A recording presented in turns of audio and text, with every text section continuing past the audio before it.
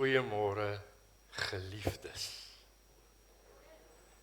Ek vertrou in hierdie atmosfeer van aanbidding dat u geliefd voel. Nou die 25ste Februarie hierdie jaar lees ek 'n nuusberig. En hierdie nuusberig gaan oor Range Rover se nuutste, nou die Engels is SUV. En Range Rover sê hierdie voertuig noem hulle die SV Platinum. Hy kos toe nou maar net 6 miljoen rand. Nou die goeie nuus is, daar's toe reeds 5 bestellings in Suid-Afrika. So ek wil graag hê u moet net op 2 woordjies let. Ek gaan so eenmaal wat iets uitlig, sodat u kan, dit wat die Here op my hart gedruk het hierdie laaste paar weke, sodat u dit ook optel. So onthou die woord, of 2 woorde, die luukste SUV. Nou in Afrikaans sê ons sportsnutsvoertuig. Nou, die volgende gedagte is heeltemal iets anders. Koningin Elisabeth sterf op die 8ste September 2022. En haar begrafnis en die 10 dae routydperk kos die Britse regering 161,7 miljoen pond. Ek dink jy kan aflei, ek is ook 'n syfermens. Ek wil daai net so bietjie in perspektief vir u stel. As daar 500 lidmate in Harmonie gemeente sou wees, dan beteken dit teen die wisselkoers, en ek het nog gekyk na die 25ste Februarie, toe ek hierdie berig van die Range Rover gelees het, dan beteken dit, elkeen van ons sou kon, plus minus 7 miljoen rand kry, as die begrafnis maar net 'n gewone begrafnis was. Onthou die woordjie koningin. Dan Prins Charles, haar seun, word toe op die 6de Mei 2023 word hy toe nou ingehuldig as die koning, en dis die woordjie wat u moet onthou.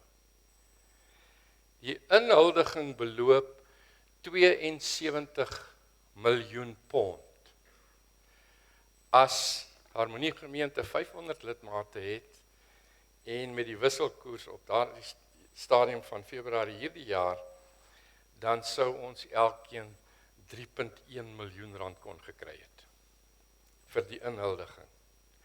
En nou onlangs, kyk ek en Erika iets op TV, en ons is nie eintlik gepla oor wat aangaan nie, dit is maar net aan, maar ek besluit, ek gaan net kyk, wat is daar, en die volgende oomblik sien ek hierdie program, en dit sê, Listings of Cape Town, en ek dink, my magies, nou waaroor gaan dit, en ek besluit om so 'n stukkie te kyk, en hier vat die agente nou mense na pragtige huise toe, ek weet nou nie wat 'n mens dit moet noem nie.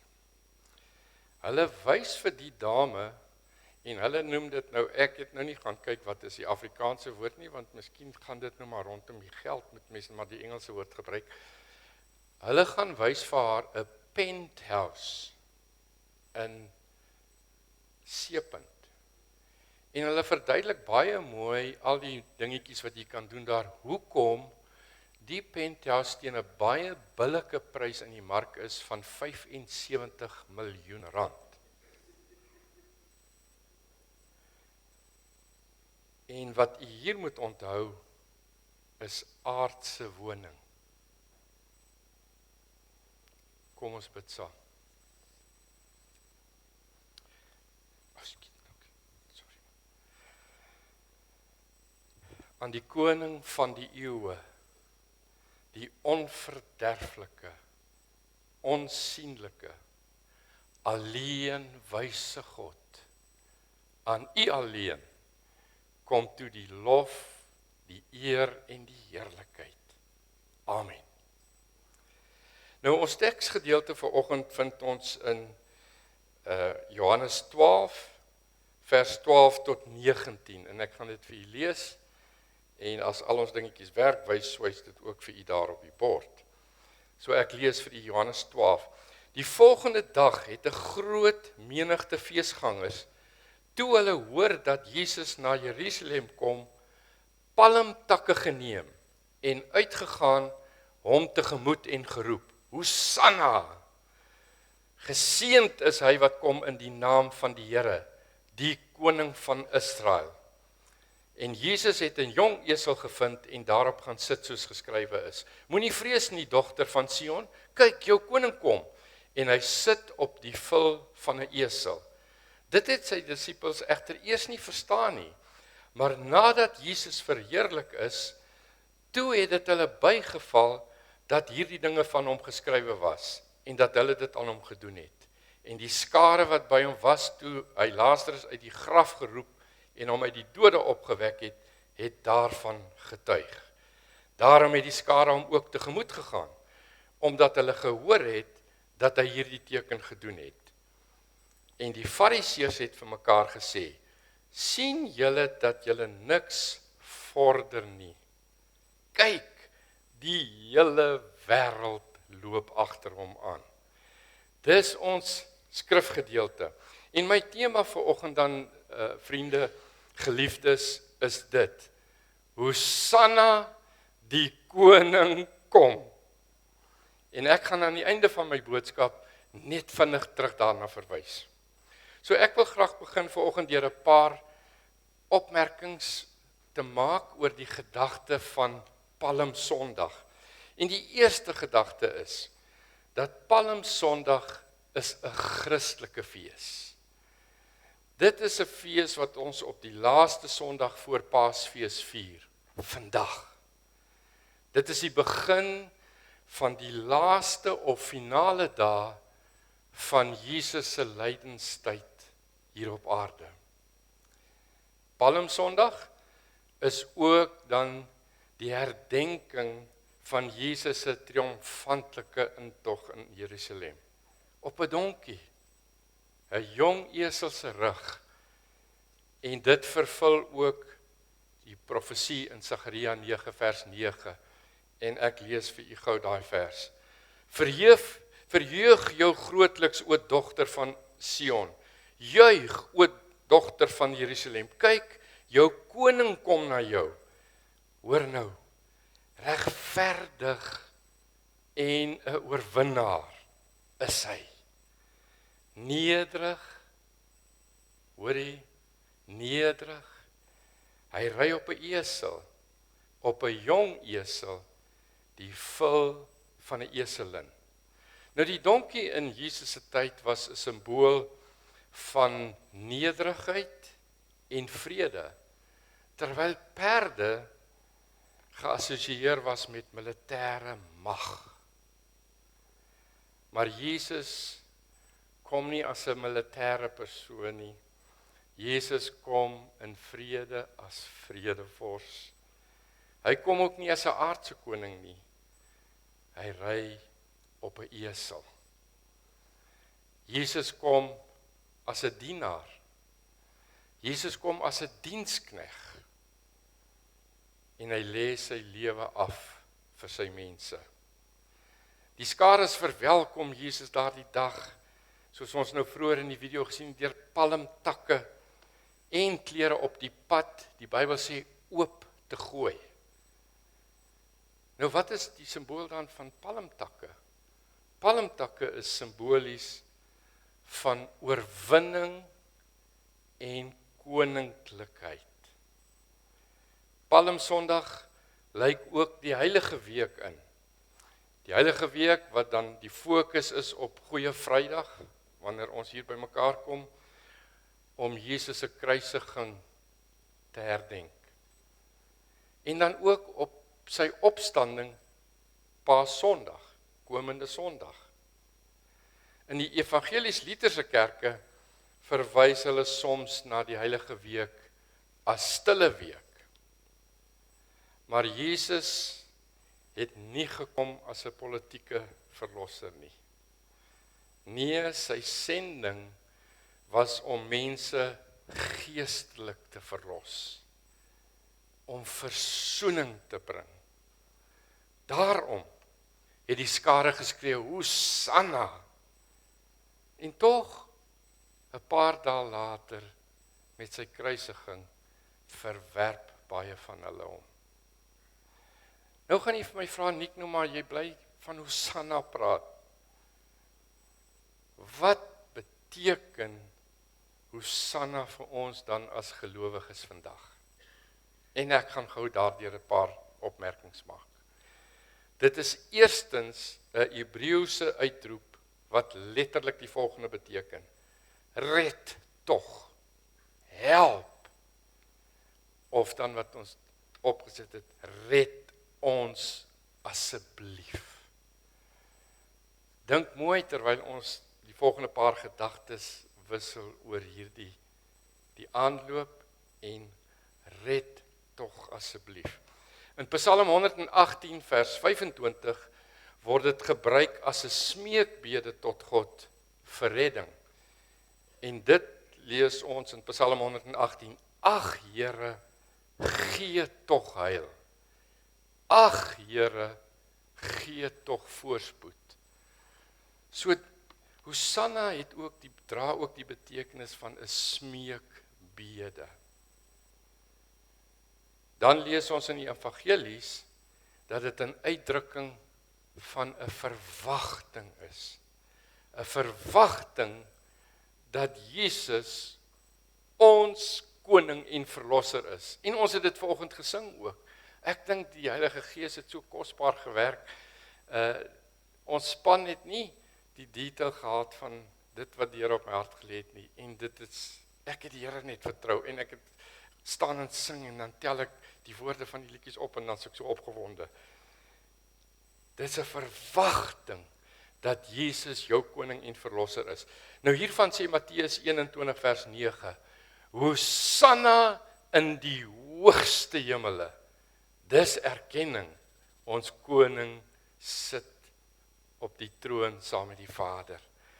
Dan Markus 11 vers 9 sê, geseënd is hy wat kom in die naam van die Here. Nou hier is 'n baie belangrike punt wat u nou moet hoor. In die Nuwe Testament word Hosanna 'n uitroep. In die hele Nuwe Testament word dit 'n uitroep van lof en aanbidding. Dit word 'n loflied oor God se krag om mense van hulle sonde te verlos. Nou wanneer ons sing Hosanna in die hoogste hemele, dan erken ons God se krag om ons van ons sondelas te verlos. Besef u dit? As u daardie woord sê, dan erken u God se krag om ons van ons sondelas te verlos. Maar dit gaan baie verder as dit. En dis die dinge wat die kinders van God opgewonde moet maak as ons kyk na wat in die wêreld aangaan. Dit erken ook dat Jesus leef.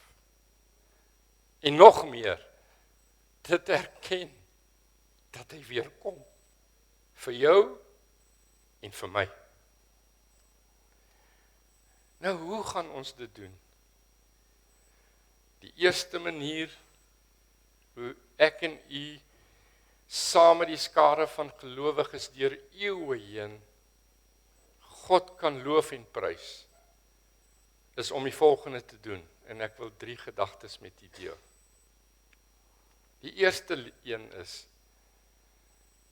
neem die palmtak van jou lewe en gee dit vir hom. Dis om die palmtak van jou lewe te neem en vir hom te gee. Dis om jou lewe voor hom neer te lê. Dis om jou lewe voor hom oop te gooi. Net soos jy is. Want hierdie koning van ons maak gesond en vergewe mense gebroke soos ons. Johannes 1 vers 9 sê so mooi, 1 Johannes 1 vers 9, hy sê as ons sondes bely, hy is getrou en regverdig om ons die sondes te vergewe en ons van alle ongeregtigheid te reinig. En Romeine 10 vers 9 sluit so mooi daarby aan. As jy met jou mond die Here Jesus bely, hoor jy wat ons moet doen? As jy met jou mond die Here Jesus bely en met jou hart glo dat God hom uit die dood opgewek het, sal jy gered word. God se belofte. Ek dink ons almal weet dit, maar ek moet dit vanoggend herhaal. Daar is blydskap in die hemel as een sondaar hom of haar tot God bekeer. As daar een is wat omdraai van sy en haar lewe en die kruis opneem en Jesus volg, dan is daar blydskap in die hemel. Maar daar is weer een se belofte. Nou is jy kind van God, duur gekoop deur Jesus bloed. En wat gebeur dan? Jy word 'n erfgenaam saam met hom van 'n ewige heerlikheid saam met Vader, Seun en Heilige Gees. En dit is in die hoogste hemele waar die engele reeds sing en juig. Nou die tweede manier hoe ons God met blydskap kan loof en prys, is om jou lewe vir hom te leef. Hoe doen ons dit? Ons word volgelinge van Jesus. Onthou jy toe ek net nou vers 19 gelees het. Die Fariseërs het vir mekaar gesê, kyk, die hele wêreld loop agter hom aan. Wie en wat volg jy? Kan die hele wêreld sien dat jy agter hom aanloop? Dis hoe jy hom loof en prys. Nog 'n gedagte is, om vir hom te leef, is om vrugte te dra.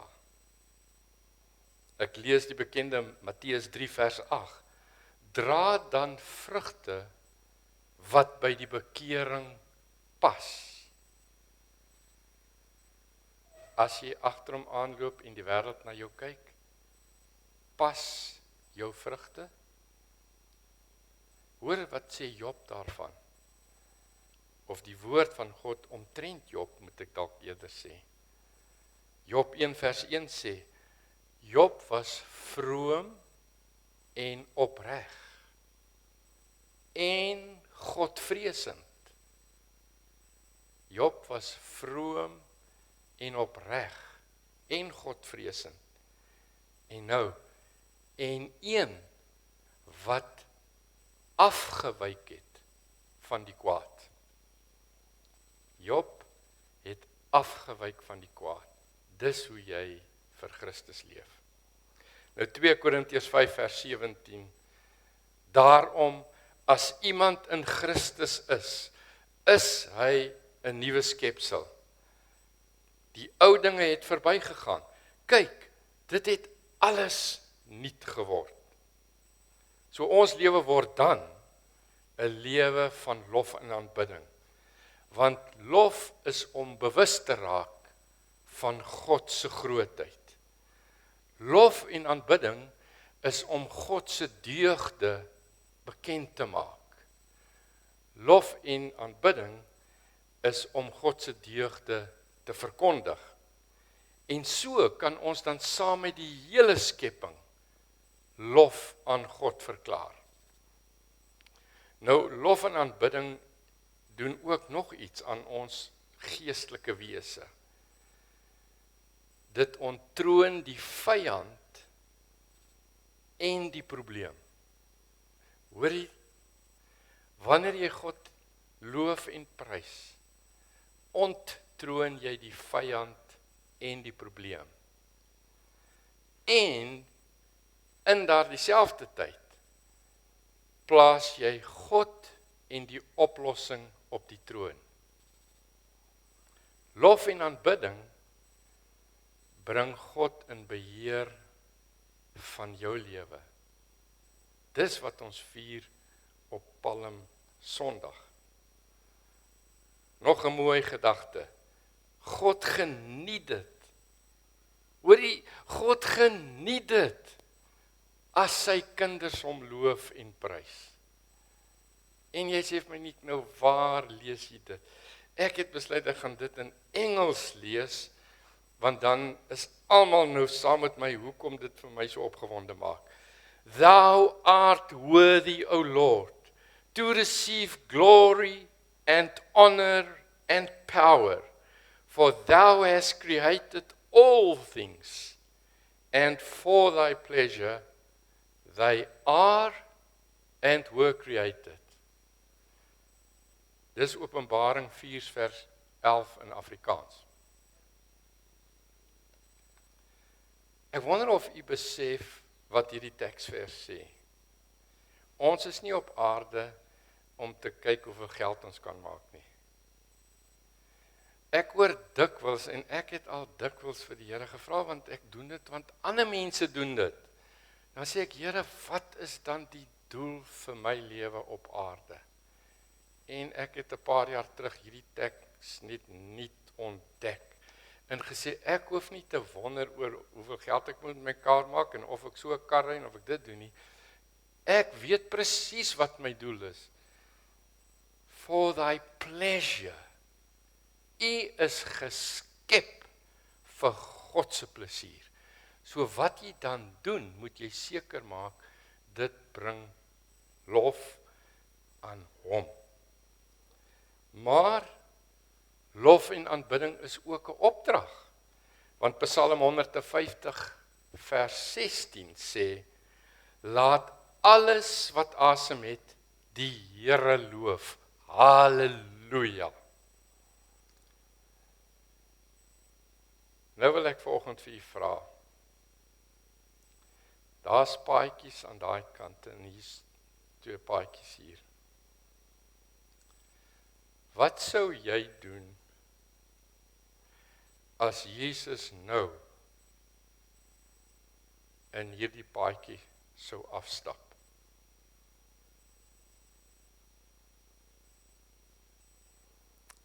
Ek het vanoggend iemand gegroet daar agter. Ek het nie so 'n tipe nota gemaak nie. Maar ek wil vir daai vriend sê, as Jesus nou in hierdie paadjie afstap, gooi jou seer in hierdie paadjie neer. Die van u wat siek is, gooi dit in die paadjie neer voor die koning wat inkom. Miskien is daar van u wat sou voel, ek sal my motor of my huissleutels wil oopgooi hier. Jare terug het iemand vir my gesê, Nick, as jy vandag saam met my kan vertrou dat die Here my vrou gesond maak, en hy doen dit, gee ek my splinternuwe Mercedes se sleutels vir jou.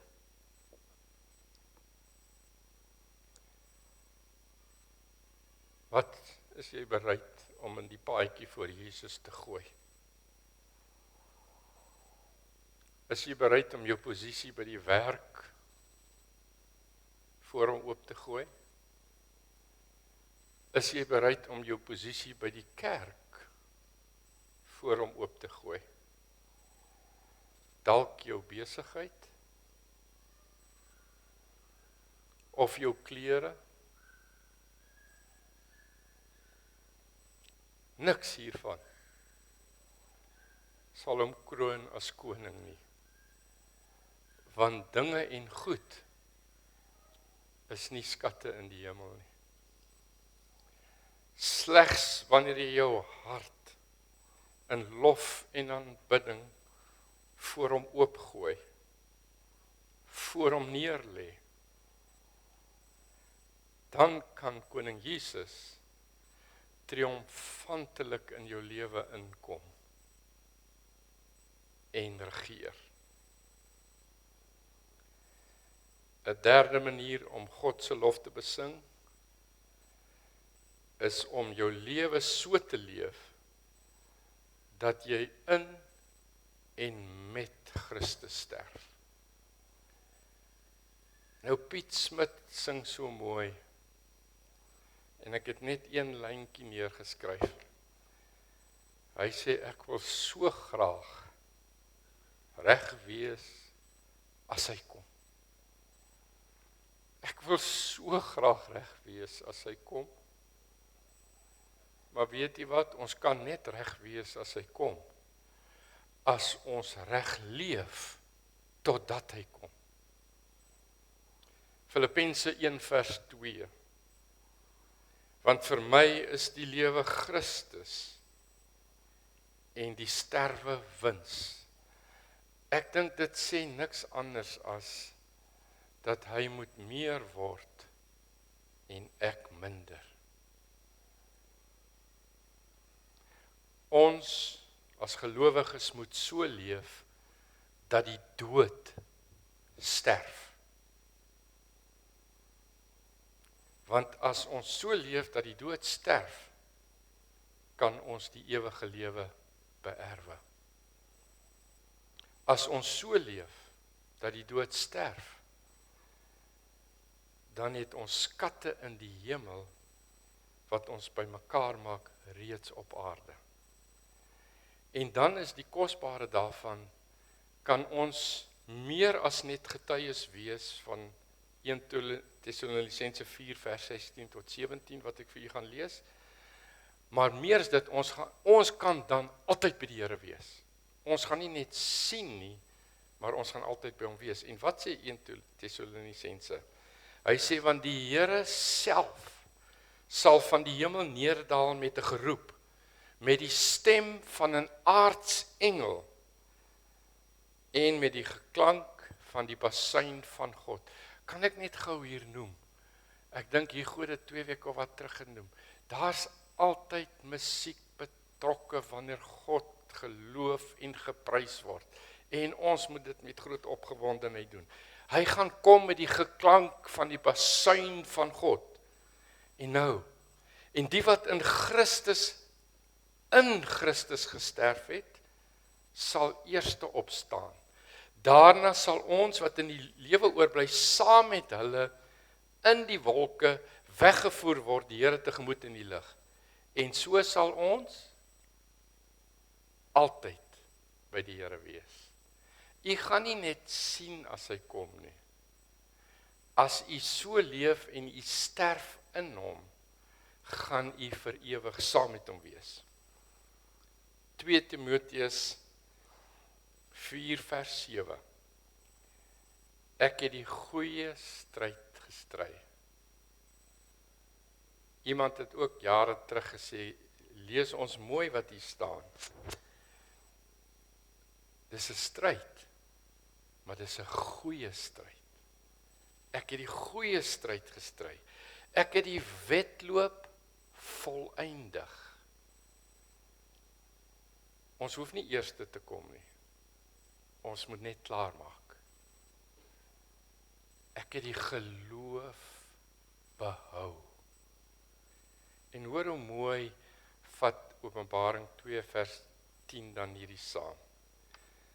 Hy sê, wees getrou tot die dood toe. En ek sal jou die kroon van die lewe gee. Nou liewe gemeente, ek wil hê u moet saam met my na 'n videoetjie kyk. En as ons klaar is, dan gaan ek afsluit. Maar as u die gedagtes wat die Here op my hart gelê het en ek vir u gebring het, nou in die hart bewaar en u luister na hierdie videoetjie, dan sluit ons daarna af. 'n man met die naam van Dr. S.M. Lockridge. Iemand het vir hom gevra, who is the king? This king that you serve. Who is this king? En hy het gesê, let me explain to you who this king is. This king is explained in the Bible. And I'm going to quote everything I know about the king that I serve, my king. The Bible says, my king is the king of the Jews. He is the king of Israel. He is the king of righteousness. He is the king of the ages. He is the king of heaven. He is the king of glory. He is the king of kings, and he is the Lord of lords. That's my king. I wonder if you know him. My king is a sovereign king. No means of measure can define his limitless love. He is enduringly strong. He is entirely sincere. He is eternally steadfast. He is immortally graceful. He is imperially powerful. I wonder if you know him. He is the greatest phenomenon that has ever crossed the horizon of this world. He is God's Son. He is a sinner's Savior. He is the centerpiece of civilization. He is unparalleled. He is unprecedented. He is the loftiest idea in literature. He is the highest personality in philosophy. He is the fundamental doctrine of true theology, and he is the only one qualified to be an all-sufficient Savior. And I wonder if you know him today. He supplies strength for the weak. He is available for the tempted and the tried. He sympathizes and he saves. He strengthens and sustains. He guards and he guides. He heals the sick. He cleansed the lepers. He forgives sinners. He discharges debtors. He delivers the captive. He defends the feeble. He blesses the young. He serves the unfortunate. He regards the aged. He rewards the diligent. And he beautifies the meager. I wonder if you know him. He is the key to knowledge. He is the wellspring of wisdom. He is the doorway of deliverance. He is the pathway of peace. He is the roadway of righteousness. He is the highway of holiness, and he is the gateway to glory. Do you know him? Well, his life is matchless. His goodness is limitless. His mercy is everlasting. His love never changes. His word is enough. His grace is sufficient. His reign is righteous, and his yoke is easy, and his burden is light. I wish I could describe him to you, but he is indescribable. He is incomprehensible. He is irresistible. He is invincible. You can't get him out of your mind. You can't get him off of your hand. You can't outlive him, and you can't live without him. Well, the Pharisees, they couldn't stand him, but they found out they couldn't stop him. Pilate couldn't find any fault in him. Herod couldn't kill him. Death couldn't handle him, and the grave could not hold him. Yeah, that's my king. Baie dankie. Ag, ek wonder of u gaan saam met my staan. Dankie dat julle vorentoe gekom. En ek dink julle kan maar in julle harte doen wat gebeur terwyl ons net afsluit. Ek wil hê u moet saam met my staan asseblief. En ek het gesê ek gaan net baie kortliks terugkom na my oorspronklike titel van Hosanna, die koning kom. Nou as jy nog die woord van vanoggend mooi geluister het en nou na hierdie videoetjie, want ek het gedink ek het nie 'n beter manier om dit af te sluit nie. Hierdie man raak nog, ek wil, maar hy raak nog meer opgewonde as ek. Ek wil vir hierdie ietsie net vra. Almal van u wat linkerhande het. Ek wil hê sit dit op jou bors. En ek gaan net verwys na hoe van my boodskap van die koning kom na uitgepraat, do you know him? Kan u vanoggend saam met my sê, Hosanna, die koning kom, maar kan u vanoggend saam met my sê, en as u wil, is u welkom om dit te doen, kan u u regterhand ophef, dan sê ons as gemeente, Hosanna, my koning kom.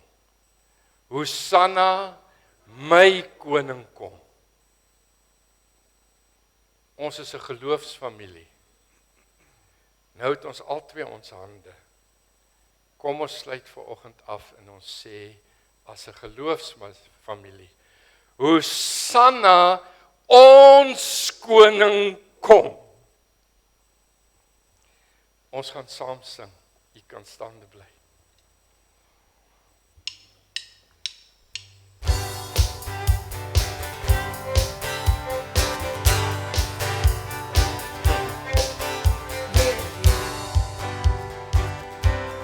Wie is er weer? Wie is die begin en die einde? Wat is, wat was en wat Wat kom? kom? Prys. My hart wil sing. Alle eer wil ek bring. Hy is die weg en die waarheid, daar's niemand soos hy. Lig jou hande na bo, sing halleluja, hier aan hom. Halleluja, ons koning kom, loop sy heilige naam. Lig jou hande na bo, sing halleluja, vertrou op hom. Halleluja, ons koning kom, hy kom om ons te help. Elke knie sal buig, elke tong sal bely. Hy die dood vir ewig oorwin, hy het opgestaan. Lig jou hande na bo, sing halleluja, vertrou op hom. Halleluja, koning kom, loop sy heilige naam. Lig jou hande na bo, sing halleluja, vertrou op hom. Halleluja, ons koning kom, kom om ons te help. Lig jou hande na bo, sing halleluja, halleluja, ons koning kom, loop sy heilige naam. Lig jou hande na bo, sing halleluja, vertrou op hom. Halleluja, ons koning kom, kom om ons te help. Ons koning kom, hy kom om ons te help.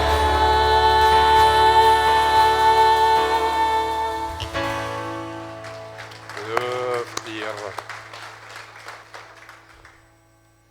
Kom ons sluit af. Mag ons koning ons seën.